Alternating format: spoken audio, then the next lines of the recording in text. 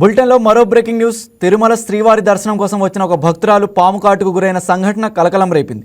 దర్శనం కోసం 300 రూపాయల క్యూ లైన్లో భక్తులు వేచి ఉన్న సమయంలో ఇది జరిగినట్లు తెలుస్తోంది. తెలంగాణకు చెందిన 27 ఏళ్ల మౌనికను పాము కాటు వేసినట్లు గుర్తించారు. ఇక విషయం తెలిసిన వెంటనే టీటీడీ సిబ్బంది ఆమెను అశ్విని ఆసుపత్రికి చేర్చారు. అక్కడ ప్రాథమిక చికిత్స అనంతరం ఆమెను తిరుపతి ఆసుపత్రికి తరలించారు. అక్కడ ఆమెకు వైద్య సహాయం అందిస్తున్నట్లు అధికారులు తెలిపారు. ఆమె ఆరోగ్య పరిస్థితి నిలకడగానే ఉందని, ఆందోళన చెందాల్సిన అవసరం లేదని వారు వివరించారు.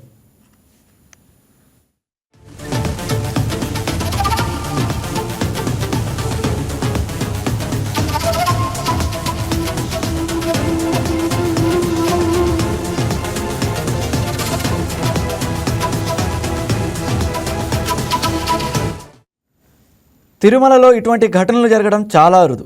భక్తుల క్యూ లైన్లలో ఏర్పాట్లు ఎప్పటికప్పుడు సిబ్బంది పర్యవేక్షిస్తుంటారు.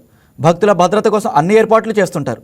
ఈ నేపథ్యంలో ఈ ఘటన చోటు చేసుకోవడం అక్కడి భక్తుల్లో కలకలం రేపింది. భక్తులకు ఇబ్బందులు లేకుండా అన్ని ఏర్పాట్లు చేస్తున్నట్లు అధికారులు చెబుతున్నారు. క్యూ లైన్లో పాము కలకలంపై మరింత సమాచారం మా స్పెషల్ కరెస్పాండెంట్ పన్నీర్ సెల్వం అందిస్తారు. Good morning paneer Selvam. ఇక శ్రీవారి దర్శనం కోసం వచ్చిన భక్తురాలు పాము కాటికి గురైనట్లు తెలుస్తోంది. దీనికి సంబంధించి అప్డేట్స్ ఏంటి?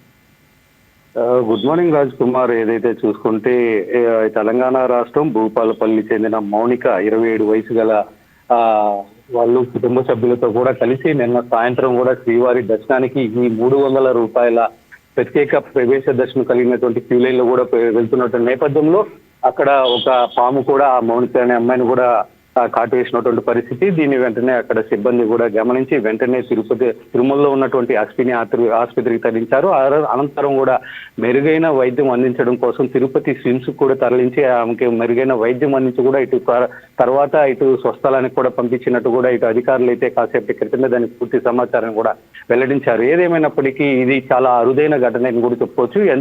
ఎప్పటికీ కూడా నిరంతర పర్యవేక్షణలో ఉన్నటువంటి తిరుమల శ్రీవారి సన్నిధిలో ఈ విధంగా ఒక భక్తురాల్ని పాము కాటేయడం కూడా ఇప్పుడు కలంకాలం రేపుతుంది. దీనికి సంబంధించి కూడా అధికారులు ఇంకా మెరుగైన సౌకర్యాలు కూడా కల్పించాలని చెప్పి కూడా ఇప్పుడు భక్తులు కోరుతున్నారు. ఇంకొక పక్క చూసుకుంటే ఏవైతే కూడా ఈ పాములను పట్టేందుకు కూడా ఒక ప్రత్యేక సిబ్బందిని కూడా ఇటు టీటీడీ ఏర్పాటు చేసినటువంటి పరిస్థితి.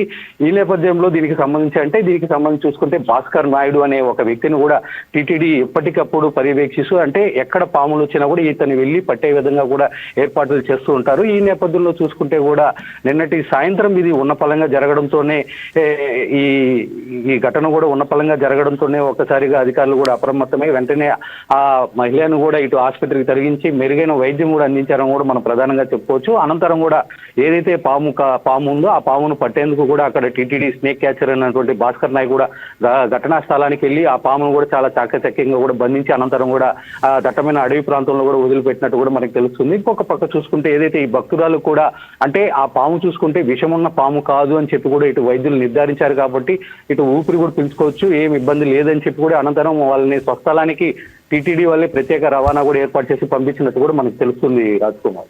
ఓకే, అమ్మాయి పరిస్థితి నిలకడగానే ఉందని చెప్తున్నారు. దీనికి సంబంధించి ఏమంటారు?